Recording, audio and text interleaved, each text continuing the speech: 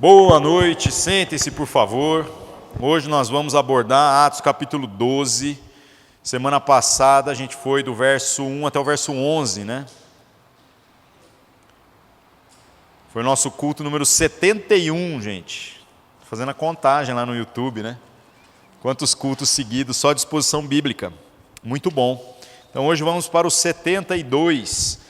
Atos capítulo 12, nós vamos fazer do verso 12 até o verso 25, na continuação daquilo que a gente falou na semana passada. Só recapitulando aqui, né, meus irmãos? Atos 12, de 12 ao 25. O que nós falamos na semana passada? Nós testemunhamos o começo de uma nova natureza de perseguição na vida da igreja. O que a gente encontrou foi que agora a perseguição toma um caráter institucional por parte do governo.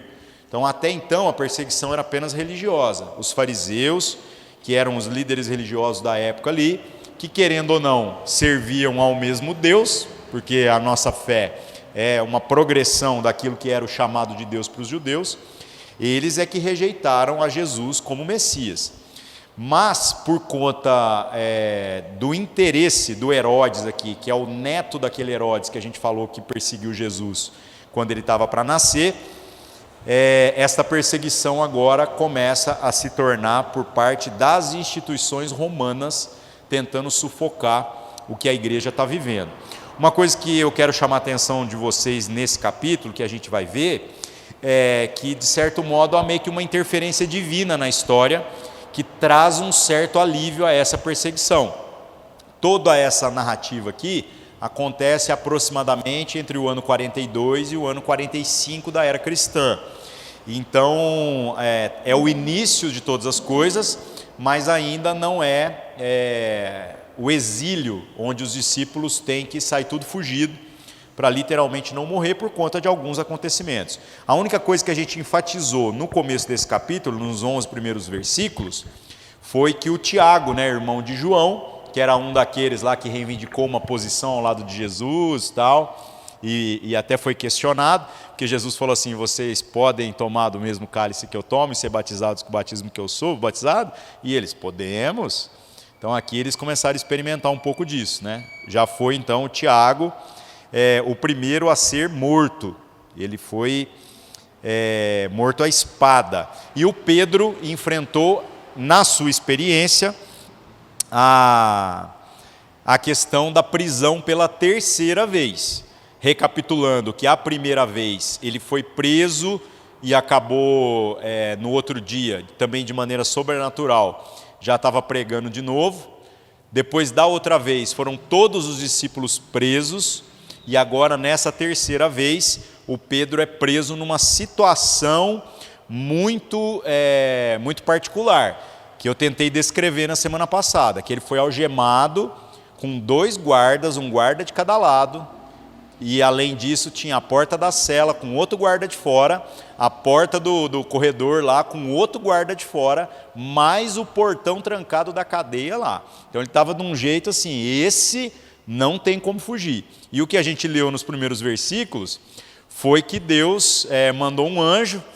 Pedro não sabia se estava sonhando, se era uma visão, aquela coisa doida, e no final das contas as cadeias caíram do braço dele, e ele foi passando, as portas foram abrindo até que chegaram do lado de fora. O que eu tentei chamar a atenção na semana passada é sobre como essa experiência com o sobrenatural, num primeiro momento, não traz um entendimento que realmente revele alguma coisa de novo. E o que eu tentei falar na semana passada é sobre como nós precisamos aprender a valorizar um relacionamento com as coisas da palavra de Deus que já estão reveladas. Porque senão a gente fica nessa obsessão pelas coisas de natureza sobrenatural, e o verdadeiro poder do Evangelho não é ficar vendo anjo em lâmpada. É um privilégio você ver uma coisa de natureza sobrenatural. Mas o verdadeiro poder do Evangelho está exatamente na nossa capacidade de conseguirmos encarnar as coisas espirituais. E o que é encarnar as coisas espirituais? É pegar aquilo que Deus está dizendo a nosso respeito e trazer isso de maneira visível para as outras pessoas. Então as pessoas não leem Bíblia, as pessoas não enxergam o sobrenatural, mas nós que enxergamos, entre aspas, pelos olhos da fé, porque nós confiamos no que a palavra está dizendo, precisamos viver de acordo com isso. Porque aí as pessoas não leem Bíblia e não veem o espiritual, mas elas nos verão. E quando elas virem a maneira dos cristãos viverem, naturalmente elas dirão assim: esse povo é um povo de Deus. Então, quando eles precisarem de Deus ou desejarem Deus, quem que eles vão procurar? Vão procurar naturalmente aqueles que são os que servem a Deus, né? Então, meus irmãos, lembrando disso, que o Pedro só percebeu o que estava acontecendo depois que ele chegou do lado de fora, que aí então o anjo vaza fora, ele volta para o seu entendimento e aí ele fala: estamos aqui então experimentando de um milagre. Então hoje nós vamos ler do verso 12 ao verso 25, vou pedir para o Enio ler para nós ali, por favor.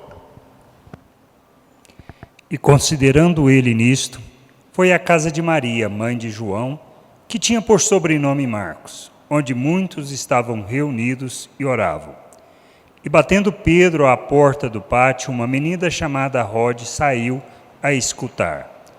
E conhecendo a voz de Pedro, de gozo não abriu a porta, mas, correndo para dentro, anunciou que Pedro estava à porta. E disseram-lhe: estás fora de ti? Mas ela afirmava que assim era, e diziam: é o seu anjo. Mas Pedro perseverava em bater, e quando abriram, viram-no e se espantaram. E acenando-lhes ele com a mão, para que se calassem, contou-lhes como o Senhor o tirara da prisão e disse: anunciai isso a Tiago e aos irmãos. E saindo, partiu para outro lugar. E sendo já dia, houve não pouco alvoroço entre os soldados sobre o que seria feito de Pedro. E quando Herodes o procurou e o não achou, feita a inquirição aos guardas, mandou-os justiçar, e partindo da Judéia para Cesareia, ficou ali. E ele estava irritado com os de Tiro e de Sidom, mas estes, vindo de comum acordo, ter com ele, obtendo a amizade de Blasto, que era o camarista do rei, pediam paz, porquanto o seu país se abastecia do país do rei. E num dia designado, vestindo Herodes as vestes reais, estava sentado no tribunal e lhes fez uma prática. E o povo exclamava: voz de Deus e não de homem. E no mesmo instante feriu o anjo do Senhor, porque não deu glória a Deus, e comido de bichos expirou. E a palavra de Deus crescia e se multiplicava. E Barnabé e Saulo, havendo terminado aquele serviço, voltaram de Jerusalém, levando também consigo a João, que tinha por sobrenome Marcos. Isso aí, muito bom. Então vamos lá, meus irmãos, voltando aqui no verso 12, né? Lembrando que o Pedro acabou de acordar do seu êxtase ali, da visão que ele teve, da experiência sobrenatural que ele teve com o anjo que o guiou até o lado de fora. A gente entra então aqui no verso 12, diz assim: considerando ele nisto, né, de tudo que aconteceu, que o Senhor o havia livrado da prisão, da condenação ali do Herodes, foi à casa de Maria, mãe de João, que tinha por sobrenome Marcos, onde muitos estavam reunidos e oravam. Uma das primeiras coisas que a gente percebe nesse versículo, né, é esta ênfase à questão da casa de Maria. Essa casa de Maria, essa mulher citada aqui, essa mãe do João, é um dos principais locais de reunião da igreja. E uma característica que a gente percebe na igreja, aqui no livro de Atos, é que ainda não existe o conceito, que para nós hoje é trivial, né, de um prédio construído para a igreja se reunir. Esse conceito ele é totalmente novo. Isso é uma coisa que leva algum tempo para começar a se tornar uma realidade. Na cabeça dos cristãos, toda vez que eles falam assim: vamos nos reunir no templo, o que eles estão falando? Eles estão falando de reunir lá no templo dos judeus, que é um templo que já está edificado, né? E eles nem entrar no templo propriamente não entravam. As reuniões eram sempre na escadaria, no pórtico, que é uma daquelas portas grandonas. Eles estavam nos lugares onde as pessoas estavam para que pudessem pregar o evangelho e pudessem ensinar para as pessoas. Então a questão do templo como local físico, não havia esse senso de sacralidade que a nossa geração tem. Né? Muita gente, quando chega em qualquer tipo de igreja, a pessoa chega assim, já tem uma reverência para com o prédio. Eu já falei em outras ocasiões que eu até acho que isso ajuda alguma coisa. Que a gente já citou o exemplo aqui de que entra uns caras bêbados aqui de vez em quando, acho que está no bar, né? O cara vê um balcão logo de cara, umas cadeiras brancas, fala, rapaz, um bar aqui. E se a gente fosse uma igreja de perfil mais conservador, né? Você tem uma cruzona aqui atrás e uns bancão de madeira, bem de igreja batista ou presbiteriana, a hora que o cara chega, ele já faz um sinal da cruz, ajoelha e pensa, eu estou na igreja, estou na casa do Senhor, né? Então é óbvio, irmãos, que prédio não é casa do Senhor, porque o Senhor habita no seu povo.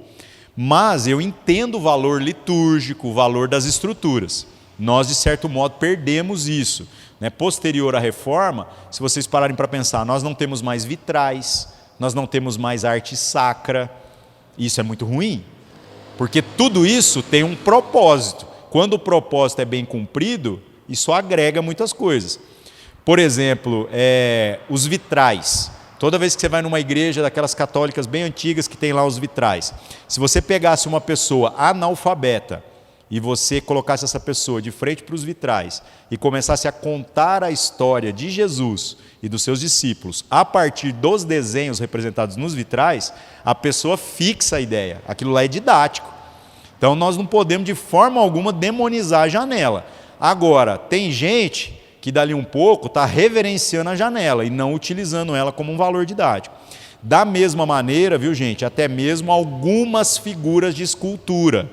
A Bíblia condena a questão do uso das figuras de escultura como objeto de idolatria. Mas vocês querem ver como nós mesmos, em certos contextos, usamos isso e não tem problema? O presépio. Crente geralmente tem problema com o presépio, né? Mas nós não temos. Por que o presépio é muito importante? Porque você monta um presépio, chama as crianças e mostra o presépio. Rapaz, é uma vez só. E ele, para o resto da vida, sabe quem que é Jesus, quem que é os magos, quem que é todo mundo da história. Quem que é o José, quem que é a Maria, né? Muito legal. Tem até um pastor aí, uns anos para trás, que ele fez um negócio muito legal, né? Ele queria representar um presépio em tamanho real. Aí ele vestiu todo mundo e trouxe os animais. Genial. E aí eu estava vendo o vídeo disso, que faz uns 8 anos, 10 anos que eu assisti este especificamente, né? A ideia não é inédita, mas eu achei legal pelo que aconteceu. Um dos cordeiros, que tinha uns cordeirinhos lá, e aí o cara pregou, falando do cordeiro, né? Ele fez cocô no meio do negócio, foi muito legal. As crianças deliraram, assim, né? Mas eu achei muito interessante, foi uma experiência, porque eu falo assim, pode passar 20 anos, alguém vai falar assim, você lembra daquele culto que tinha lá tal, né? Então, de tudo, tiveram uma experiência com o cheiro do lugar onde Jesus nasceu, né? Tudo isso que eu estou falando, meus irmãos, é sobre essa noção do prédio, essa questão da estrutura. A igreja aqui do livro de Atos, ela ainda usa a estrutura do templo nos seus pátios, mas ela se reúne em casas. Nós temos que entender que o Evangelho não traz para nós orientações normativas, dizendo que a igreja tem que se reunir em templos ou que tem que se reunir em casas. Como a igreja são as pessoas, ela pode se reunir em qualquer lugar, de qualquer jeito. Nós mesmos começamos como uma igreja na rua, e hoje nós estamos dentro de um prédio alugado por uma questão de conforto para nós mesmos. Para nós hoje é inconcebível não ter salinha para as crianças, não faz sentido mais. Então, para nós, a gente não precisa de muita coisa não, mas às vezes para os nossos filhos a gente já começa a ficar exigente, por isso que a gente está aqui. Esta igreja aqui, ela se reúne em casas. É curioso pensar nessa reunião em casas, porque tudo que nós estudamos daqui para trás aponta para um movimento da igreja muito efetivo. As pregações de Pedro, 2 pregações que ele faz, dizem aqui que 5.000 pessoas são agregadas na igreja. Então, obviamente, não tinha 5.000 pessoas na casa da Maria. Tinha que ter muitas casas. E para eles se reunirem em grupos mesmo, para poderem ouvir uma pregação ali mais preparada, mais elaborada dos líderes da igreja, dos apóstolos, eles precisavam ir lá para o templo, porque nenhuma casa ia comportar esse tipo de gente, tá? Então, lembre-se sempre disso. Toda vez que você vê falando a igreja que se reúne, a igreja de tal lugar, nós estamos pensando em pessoas que se reúnem em casas. Todo o Novo Testamento. Então, todas as cartas paulinas, aqui a carta de Paulo aos Coríntios, ele não está falando para uma casa ou ele não está falando para um prédio, ele está falando para a igreja, que é representada por diversos grupos que se reúnem em casas, tá? Então não se apegue ao paradigma. Você vira hoje para uma criança e fala assim, desenha uma igreja. Como que se desenha uma igreja? Como que é uma igreja, filho?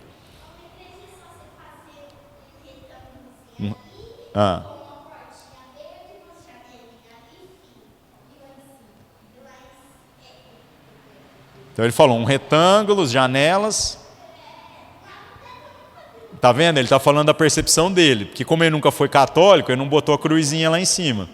Agora a gente que vem de um lastro católico, eu faria igualzinho ele, mas eu faria o telhado pontudo, botaria uma cruzinha.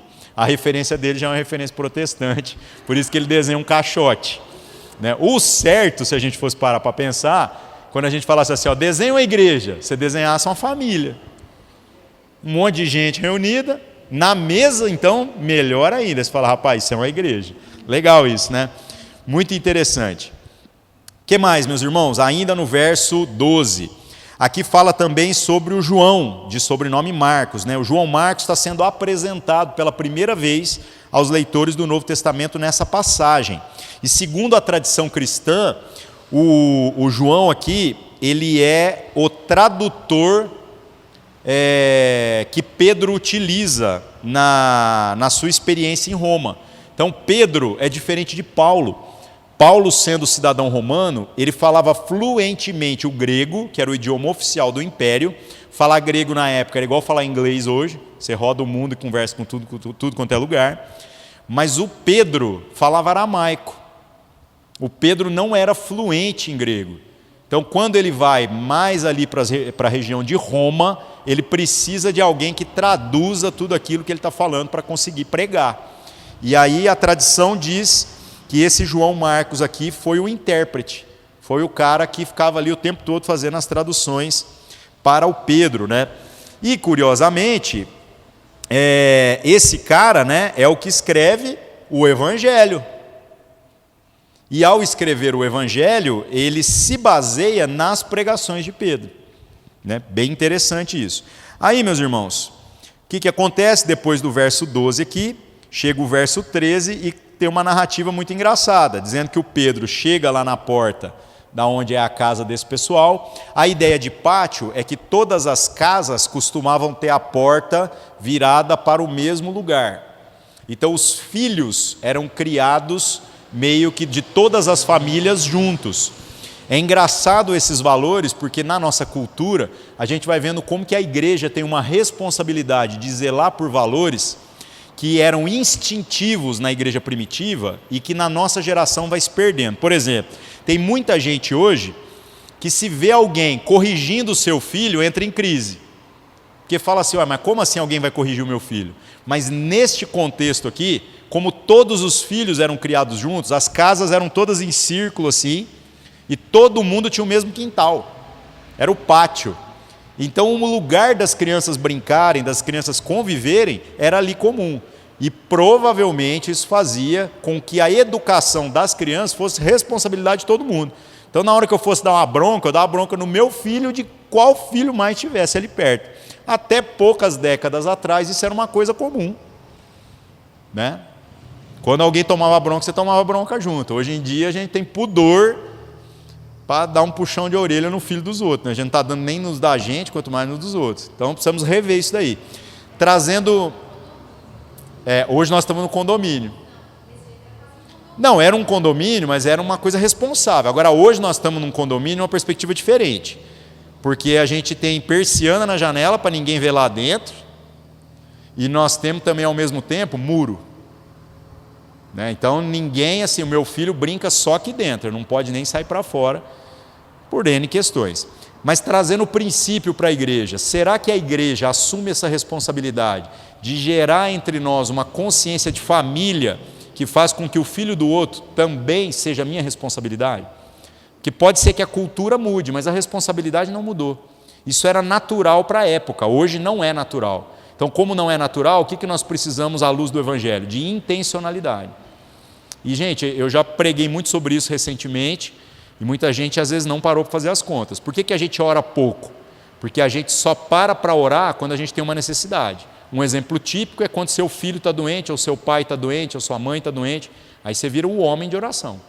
Agora, quando é o filho do outro, a gente não ora. A gente fala que vai orar, mas ora muito pouco.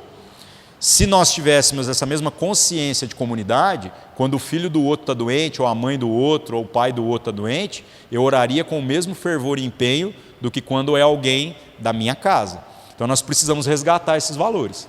Não adianta a gente tentar gerar práticas que não sejam fruto de uma cultura. E a cultura do Evangelho, ela transcende as gerações. Mesmo que a gente não tenha um pátio comum, ainda assim nós temos a responsabilidade uns pelos outros. O que acontece aqui que é engraçado nesse versículo, né? É que nós estamos falando que o Pedro chega na porta do pátio e aí tem uma menina lá chamada Rode. E o Pedro está lá literalmente batendo na porta para que a menina possa, para que quem estiver lá dentro, né, possa abrir.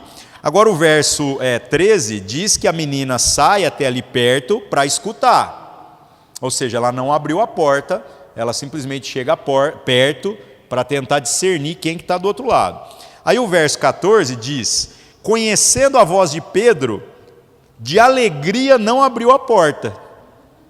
Ela ficou tão alegre, tão assustada com aquilo tudo, mas ela não abriu a porta. Isso é uma atitude bem típica de criança mesmo, de uma menina, né? Então não é uma pessoa adulta.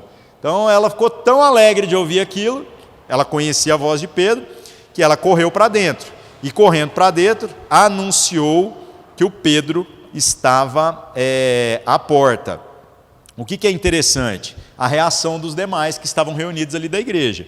Nós falamos também na semana passada que a palavra do verso 5, que fala que a igreja fazia contínua oração por Pedro a Deus, significa não uma oração que quer mudar a opinião de Deus, nada nesse sentido, mas era uma oração contínua no sentido de fervorosa. Os irmãos desejavam mesmo de todo o coração e com muitas lágrimas mesmo suplicavam a Deus, Deus, liberta Pedro, move aí do seu jeito, não sabemos como que o Senhor vai fazer, mas não permita que Herodes mate ele, como já matou Tiago, que é irmão de João.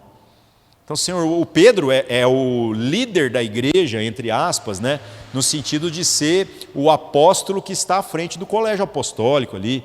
Então, de certo modo, há um grande clamor, as pessoas veem nele uma referência. Né? Só que o engraçado que a gente vê aqui nesses dois versículos que a gente leu, né, no 14 e agora no 15, é que a reação das pessoas, quando as suas orações foram atendidas, quase que imediatamente, foi de uma surpresa extraordinária, porque você está orando assim, nossa, Senhor, faz, né? Mas ao mesmo tempo, faça do seu jeito, no seu tempo, né? Ninguém esperava que Deus fosse fazer do jeito que fez. Tanto que no verso 15, está a resposta da igreja reunida. Eles disseram para a menina, não, você está fora de si. Mas ela afirmava que assim era. E diziam, ela é o seu anjo que está lá de fora. Eu também preciso fazer uma ressalva sobre essa expressão. Muita gente passou a criar doutrinas baseadas em pouquíssimos versículos que a gente encontra na Escritura a respeito da figura dos anjos. Né? Anjo, gente, é literalmente o mensageiro, o servo. Nós sabemos que são seres celestiais que possuem uma relação com Deus que é completamente diferente em natureza do que nós. Né? Então, o que acontece? Nós temos legiões de anjos, nós temos um número assim que nós não fazemos nem ideia de quantos são. E o propósito deles é servir. Nós sabemos também que o próprio diabo fez um limpa lá e levou consigo 1/3 de todos aqueles que foram criados como anjos ali desde o começo. Então, quando a gente está falando de anjo, demônio, nós estamos falando basicamente da mesma natureza. A única questão é que houve uma rebelião, isso pegou Deus de surpresa? De forma nenhuma. Deus tem lá nos seus planos, nos seus desígnios eternos que nós não conhecemos tão claramente, mas Ele tem planos de fazer com que tudo isso fosse usado para que no final a gente não tenha apenas um jardim cheio de Adão, mas a gente tenha uma cidade santa cheia de Cristos. Então até o diabo está sendo usado por Deus segundo um plano que nem o diabo alcança. E eu estou aqui falando isso e o diabo é capaz de ouvir, mas não é capaz de discernir. Ele é mais inteligente que todos nós, ele é mais poderoso que todos nós, ele só não pode tocar na vida das pessoas que estão debaixo do sangue de Cristo. Por isso que nós não temos problema com o diabo, nós temos problema com Deus. Se a gente tiver com Deus, está tudo certo. E, no entanto, ele não consegue ter discernimento. É um grande mistério isso para nós, que a gente fala, como pode um ser celestial que está vendo o outro lado, claramente, não conseguir perceber esse negócio? Privilégios que apenas os seres humanos têm. O que acontece? Acontece que muita gente passou a legislar em cima dessa doutrina de anjos, dizendo assim, aqui está dizendo então que o Pedro tem um anjo. Mas, gente, a Bíblia fala muito pouco sobre anjos, muito pouco mesmo. A gente tem essas figuras no Antigo Testamento e no Novo Testamento, e não podemos pegar um ou dois versículos e, de maneira especulativa, começar então a criar doutrina dizendo que existe um anjo para cada pessoa. Porque esse texto poderia ser interpretado também como se fosse o anjo encarregado de cumprir uma determinada missão específica naquele momento na vida da pessoa. Então, cuidado com esse negócio, porque a gente tem essas teorias, né? O pessoal fala assim, não, porque o meu anjo da guarda. E, gente, o próprio Jesus tem um anjo da guarda? Vamos pensar. Jesus, quando está lá, e os caras estão puxando espada lá, o Pedro puxando espada para defendê-lo da prisão, ele manda o Pedro guardar a espada e ele fala assim, Pedro, porque se eu orar para o meu pai, ele manda aqui 12 legiões de anjos, aproximadamente 12.000 anjos, com uma oração. Então, o que eu entendo disso? Eu entendo que os anjos, estando a serviço de Deus, em favor de cada um daqueles que são da parte de Deus, a gente pressupor que a gente tem um anjo é pensar pequeno. Que eu diria que na necessidade, Deus vai mover quantos anjos forem necessários. Então, gente, por que isso é importante de prestar atenção? Para que a gente não caia na idolatria de prestar culto aos anjos. Os anjos estão aí para servir a Deus, né? E, na verdade, se vocês pararem para pensar, toda heresia que surge na vida da igreja é quando a gente, ao invés de prestar culto a Deus, coloca alguma coisa como objeto da nossa adoração. A gente pode adorar a nós mesmos, nós podemos adorar o prédio, nós podemos adorar o dinheiro, nós podemos adorar o poder, o sexo, qualquer outra coisa. Então, tudo que a gente coloca no lugar de Deus se torna uma corrupção de natureza, se torna idolatria. Então, por isso que esse anjo aqui a gente tem que ler com o devido cuidado, tá? Verso 16, mas Pedro perseverava em bater, e quando abriram, viram-no e se espantaram. Então Pedro está lá do lado de fora, imagina, o cara está louco para passar para o lado de dentro logo, antes que alguém veja ele na rua, afinal ele era um prisioneiro, se ele for visto para a rua ele volta para a cadeia rapidinho, né? E os irmãos estão lá em crise, quando a igreja abre a porta, ficam assustados, ficam espantados. Eu acho essa narrativa muito humana, né? É uma coisa muito gostosa da gente experimentar. Aí, verso 17, acenando-lhes ele com a mão para que se calassem, contou-lhes como o Senhor o tirara da prisão, e disse, anunciai isto a Tiago e aos irmãos, e saindo, partiu para outro lugar. Este acenando com a mão também é uma passagem, é uma coisa, parece pequena aqui no versículo, mas que a gente vai ver em muitos outros textos. Há uma tradição entre os hebreus, né, principalmente entre os judeus, mas também entre os gregos, onde quando uma pessoa quer falar, fazer um discurso ali, eles não têm microfones, eles não têm púlpitos. Então há uma tradição de que a pessoa, ao levantar a mão, todos os demais se calam. Por isso que a igreja consegue funcionar. Por isso que Jesus conseguia fazer uma pregação para 3.000 pessoas, para 5.000 pessoas. Não é só a geografia do lugar que favorece. É que estando todo mundo lá para ouvi-lo, uma vez que ele levanta a mão, todos fazem silêncio absoluto. E então ele pode falar e a voz dele vai conseguir cumprir um propósito. O que o Pedro está fazendo aqui é um elemento cultural que nós não temos, né? Nós literalmente não precisamos do microfone, não só para gravar, mas a gente precisa do microfone porque nós fazemos ruído demais, a gente conversa, a gente está fazendo outras coisas, né? Tem algum problema? Não, o microfone está aqui para ajudar nisso mesmo, né? Mas a gente tem que entender aqui que a cultura é muito diferente e ela funciona demais, né? Bom, o que acontece?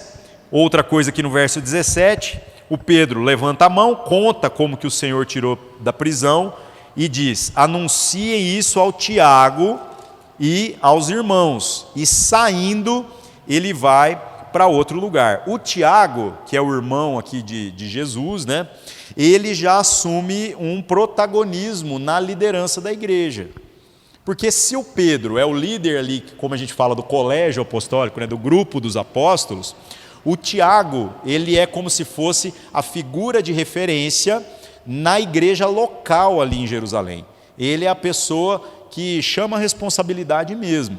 E é curioso a gente falar sobre o Tiago, porque a história, a tradição diz que o Tiago é alguém que converter mesmo a ponto de se tornar esse homem que ele se tornou, é só depois da ressurreição, né? Mas o bicho virou crente, crente mesmo, né? Então esse é o testemunho que a gente tem aqui. E o Pedro, depois de dar esse testemunho, essa história, vai embora. Sai dali rapidinho, né? Para quê? Para não ficar à mercê de ser preso novamente. Então ele sai fugido e vai embora. Verso 18, diz assim: sendo já dia, houve não pouco alvoroço entre os soldados sobre o que seria feito de Pedro. Então, como Pedro foi solto à noite, provavelmente na cela em que ele estava algemado junto com os outros caras, não devia nem luz ter. Mas se ele soltasse a algema, instintivamente ia mexer e os outros perceberiam. Agora imagina que por alguma razão esses caras não perceberam. E a hora que clarearam, a hora que eles viram, eles estavam algemados em nada. E aí, a hora que a luz está acesa, vamos procurar esse Pedro, porque o guarda está na porta do lado de fora e falando: não, aqui não passou ninguém, não, eu dormi encostado na porta. Se dormiu, né? E na outra porta a mesma história, e as portas todas trancadas. Então, como que esse cara saiu daqui? Então, eles esperam clarear e começam a procurar. O legal é que fala que houve não pouco alvoroço. Então a cadeia entrou em crise aqui, né? O que aconteceu com esse Pedro? Como que ele fugiu?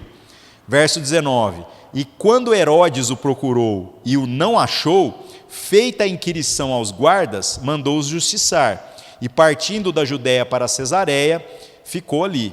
Então o Herodes aqui, ele sai, ele depois de procurar o Pedro, vendo que ele não está lá, ele faz essa questão aqui que é o justiçar, que eu já vou explicar. E ele sai ali, né, da Judéia e vai para Cesareia.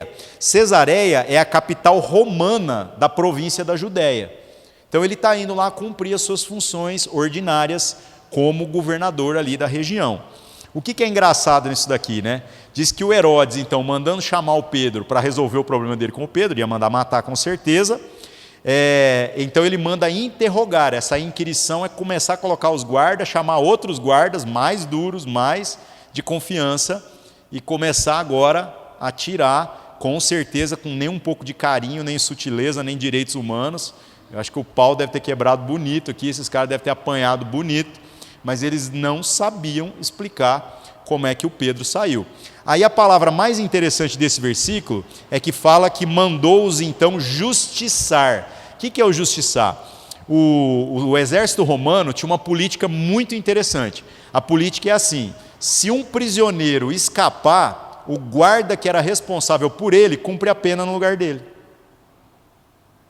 Maravilhoso. Então, se o cara estava sentenciado à morte, você vai morrer no lugar dele. Então, o que ele fez? Mandou prender os guardas e falou assim: ele ainda não tinha decidido o que ia fazer com o Pedro. Fala: mas mais tarde eu vou vir aqui e vou decidir do mesmo jeito. Ou seja, os 4 guardas, 4, gente, que estavam de plantão, lembrando que eram 4 quaternos, tá? Então tinha 16 guardas, os 16 provavelmente entrou tudo em cana, e esse cara deve ter ficado doidinho, né? Então se tivesse um crente lá para pregar para eles convertia mesmo, né? Porque os caras agora não sabem o que aconteceu. Bom, vamos lá, verso 20, o que acontece no verso 20? E ele estava irritado com os de Tiro e de Sidom. Ele quem? O Herodes. O Herodes, ele estava passando por um problema ali com as pessoas da cidade de Tiro e de Sidom. Essas 2 cidades, Tiro e Sidom, eram cidades livres. Elas não eram cidades que estavam sofrendo da mesma dominação dos romanos como a região da Judéia estava. Literalmente, o Império Romano não estava nem um pouco preocupado com essas cidades. Só que por que havia então essa questão do Herodes com essas duas cidades? Primeiro, essas cidades dependiam da agricultura da região ali que estava sob a dominação do Herodes. Então elas eram cidades livres, mas dependiam do comércio com as cidades que estavam sob dominação do Herodes. Então, de certo modo, eles estavam na mão do Herodes. Eu acredito que essa falta de interesse do Herodes e do Império Romano para com essas cidades é exatamente por conta da consciência da influência que eles têm. Eles pensam assim, não precisamos de uma dominação militar lá, porque lá não tem soldado, lá não tem exército, lá não tem ninguém para se levantar contra nós. Eles já dependem da gente para comer. Como eles já dependem da gente para comer, eles nunca vão se levantar contra nós. É só deixar eles lá quietinho, eles vão ficar lá na miúda, está tudo certo. Agora, o Herodes, o texto aqui diz para nós, que está irritado com essas pessoas de Tiro e de Sidom. Só que, historicamente, nós não sabemos o porquê. Que desavença foi essa que o imperador ali, o governador romano local, tem com a população dessa cidade? Alguma coisa, de fato, aconteceu, né? E aí o que acontece aqui ainda no verso 20, diz então que estes, né, os de Tiro e de Sidom, vindo de comum acordo ter com ele e obtendo a amizade de um sujeito chamado Blasto, que era o camarista do rei, pediam paz, porquanto o seu país se abastecia do país do rei. Lembrando que país aqui é uma referência muito diferente ao nosso conceito de país hoje, né, gente? Esse sujeito chamado Blasto, então ele é alguém que trabalha na corte do rei e literalmente ele vai lá e interfere, clamando ao rei, ô rei, tem uns amigos meus lá, tal, recebe os caras, tal. Eu não sei como é que ele foi corajoso de falar um negócio desse, porque ele podia até ser morto, mas ele teve a ousadia. Verso 21. No verso 21, descreve aqui então um dia normal naquilo que era a vida do Herodes, cumprindo as suas funções como governador, né? Diz aqui, no dia designado, vestindo Herodes as vestes reais, estava sentado no tribunal e lhes fez uma prática, né? Ele estava lá cumprindo seus papéis e a sua prática vai envolver um discurso, vai envolver as suas aparições públicas e tudo mais. Esse dia designado, é curioso que nós possuímos uma referência que não está na Escritura, mas que confirma essa história. Eu falei muito para vocês nos evangelhos, lá no Evangelho de Mateus, e depois eu falei muito também aqui no livro de Atos, que existe um historiador judeu, que não é cristão, nunca converteu, chamado Flávio Joséfo. Esse historiador, ele testemunha um monte de coisa que a Bíblia conta. Então, por isso que a gente fala que quando aparece alguém dizendo assim, não, mas isso tudo foi inventado. Então, nós temos uma testemunha ocular que conta os mesmos fatos de outro ponto de vista e a cronologia bate e os fatos batem. Então, o Flávio Joséfo, ele fala a respeito desse dia aqui. Ele fala que esse dia é o quê? É um dia em que havia uma festa de honra ao imperador, então os seus governadores desfilavam mesmo, né? Uma coisa interessante é que o Flávio Joséfo descreve até a roupa que o Herodes está usando. Diz que nesta ocasião ele usava uma roupa toda feita de prata, de elementos de prata. E uma coisa que faz parte, né, que a gente vai vendo aqui nos versos seguintes, no verso 22 e no 23, é que toda vez que os governadores, principalmente a figura do imperador, estava no meio do povo, havia uma maneira de se trabalhar essa consciência do povo com relação a eles, que era considerá-los como divindades. O Império Romano não tinha crise com religião. Isso a gente falou também nas últimas semanas. Então, quando eles dominavam o povo, eles não proibiam a livre prática da religião. Vocês podem ficar com os deuses de vocês, inclusive a gente até quer aprender sobre eles. Aí, cada vez que voltavam da guerra, trazia mais deuses. E Roma foi ficando aquele balaio de gato de tantos deuses que tinham lá. Então, literalmente, qualquer coisa que precisasse, eles tinham deuses. Chegou assim a passar das centenas e chegar quase aos milhares. Imagina o tamanho do Império Romano e a influência de tudo que eles trouxeram. Então, eles não têm crise com o exercício da fé, nem cristã, entre aspas, nem a fé dos judeus. Qual que é a crise deles? A crise deles é que as figuras de governo precisam ser tratadas também como entidades religiosas.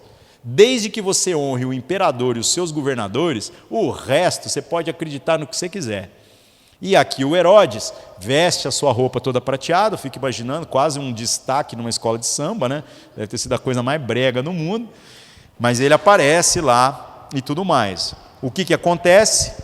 Verso 22 e 23. E o povo exclamava, voz de Deus e não de homem. Então o cara está lá fazendo o seu discurso e o povo, hein, gente? Aí a gente tem aquelas frases maravilhosas que a gente fala, né? A voz do povo é a voz de Deus, né? A voz do povo é a que mandou soltar o Barrabás e crucificar Jesus, e agora está aqui babando o ovo para um governador romano, pelo amor de Deus, né, gente? Então, a voz do povo, honestamente, é a voz do seu próprio interesse, é a voz da fome, do seu próprio umbigo, tem que tomar muito cuidado com esse negócio. Então eles estão lá, voz de Deus e não de homem. Verso 23, no mesmo instante feriu o anjo do Senhor, porque não deu glória a Deus, e comido de bichos expirou. Aqui nós precisamos fazer também uma ressalva, porque a narrativa bate com a do Flávio Joséfo. Flávio Joséfo estava lá, ele viu esses acontecimentos. Só que a cronologia do Flávio Joséfo é um pouquinho diferente.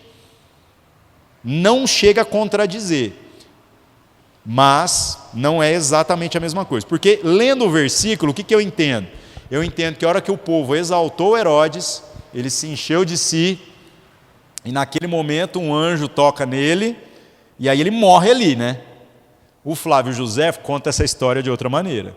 Diz ele que era essa história toda, ele está lá vestido com a sua roupa de carnaval, está lá curtindo o desfile, falando, o povo elogiando, e diz que naquele momento ele teve uma dor abdominal muito forte, uma dor de barriga em que ele se contorceu e ele precisou ser carregado até para dentro do palácio.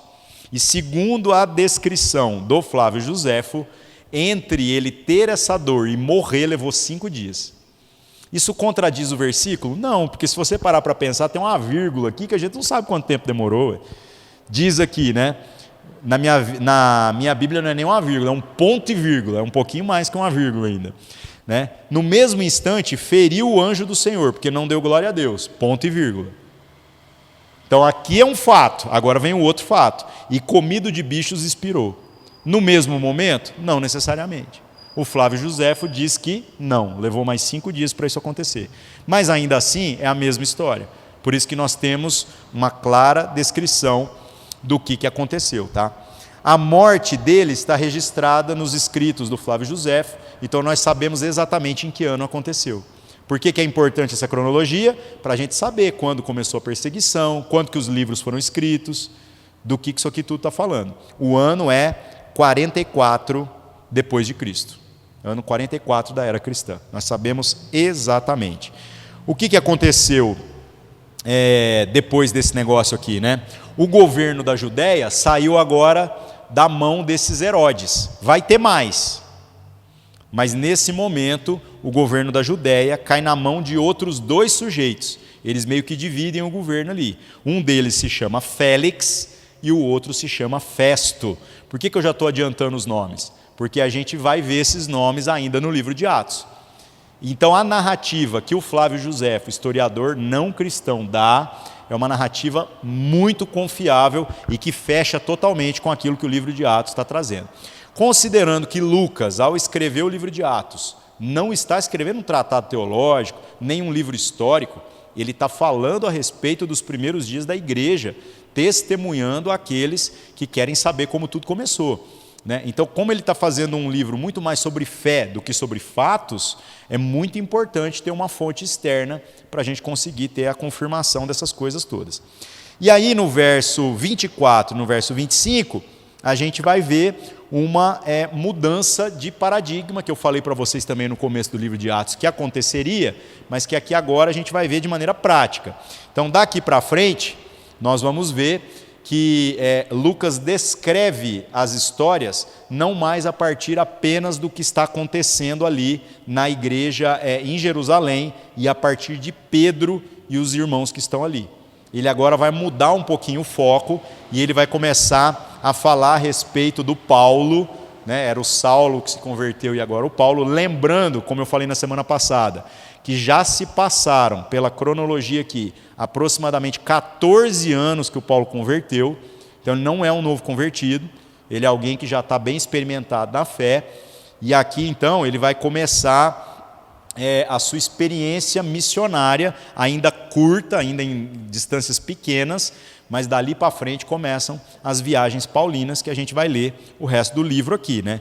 Então o Lucas, ao escrever aqui o livro de Atos, ele tira o foco, como eu falei, da igreja local, e ele começa a falar dessa narrativa da igreja que se expande. O que a gente vai ver no capítulo 13, na semana que vem, é sobre o testemunho da igreja de uma cidade chamada Antioquia. Antioquia é uma cidade que é como se fosse a porta para o mundo dos gentios, né, dos pagãos. A partir de Antioquia é que o evangelho toma essa frente de alcançar outros lugares além da Judéia. E Paulo tem um papel decisivo nessa ação, nesses acontecimentos que vão ocorrer ali, né? Então daqui para frente a gente vai ver que a situação aqui muda um pouco, né? Então o verso 25 diz: Barnabé e Saulo, havendo terminado aquele serviço, voltaram de Jerusalém, levando também consigo a João, que tinha por sobrenome Pedro. Daqui para frente, gente, vocês vão ver que a história vai começar literalmente tomar agora o foco da vida de Paulo, que na minha opinião é bem mais interessante, né? Outra coisa legal que a gente vai ver mais para frente é que as histórias até aqui estão sendo contadas ainda em terceira pessoa. O que é isso? O Lucas está descrevendo assim: então eles foram, então eles fizeram, então eles voltaram. Mas vocês vão ver que à medida que nós vamos passando os capítulos aqui, vai chegar num capítulo que Lucas vai começar a falar assim, então nós fizemos, então nós fomos. Então o Lucas literalmente é uma pessoa que parte da história ele ouviu daqueles que viveram, mas o restante da história ele estava junto com as pessoas. E por isso que ele é uma testemunha confiável. Cruzando essa confiabilidade, pelo fato de ele não ter apenas ouvido falar, mas ele ter andado durante vários anos com estes homens, com os fatos históricos que a gente tem, nós podemos dizer que a descrição dos primeiros anos aqui, as primeiras décadas da igreja, é uma narrativa extremamente confiável. Como eu falei na semana passada, né? Quando a gente fala do descobrimento do Brasil, todos os documentos que a gente tem é uma carta, a carta do Pero Vaz de Caminha. Nós não temos versão de índio, nós não temos outro cara que escreveu uma carta apócrifa lá no porão do navio, não tem. Então a gente literalmente tem que acreditar no que os caras querem contar. Quando a gente está falando de Bíblia, a gente tem tantas fontes endossando aquilo que está sendo dito. Então, meus irmãos, a gente não tem desculpa para não ter fé, não. Sabe, de tudo a gente pode falar assim, pode, então, eu posso até não acreditar ainda nessa divindade e tudo mais, mas que houve um movimento a respeito de um homem chamado Jesus e que aconteceu umas coisas muito estranhas, aconteceu. Eu acho que esse já é o começo, para que então a gente vá buscar a Deus para ver se Ele é de verdade. E todo aquele que busca, a própria palavra diz que encontra. Beleza, meus irmãos? É isso. Muito bom. Vamos orar, vamos nos colocar diante de Deus, agradecer por esse tempo. Senhor nosso Deus, em nome de Jesus, obrigado mais uma vez pelo privilégio de meditarmos à luz da Sua palavra, sobre tudo aquilo que é a história e o testemunho desses homens. Que o Senhor abra o nosso entendimento para aquilo que é relevante para a nossa vida, que nós possamos ser ousados na nossa caminhada, em oração, na busca pelas coisas que são preciosas, na busca, Senhor Deus, por alcançar cada vez mais um coração que acredita no que a Sua palavra está dizendo, mesmo que às vezes tudo pareça conspirar contra, que nós possamos progredir na nossa jornada, de modo a saber que aquilo que o Senhor tem falado a nosso respeito é verdade, mesmo que não hajam motivos ainda concretos para a gente aceitar essa ideia. A verdade é que a Sua palavra, Senhor, é luz para o nosso caminho, é lâmpada mesmo para os nossos pés. A Sua palavra é poderosa para transformar e para salvar a nossa vida, que nós possamos amar essa palavra cada vez mais, em nome de Cristo Jesus. Amém.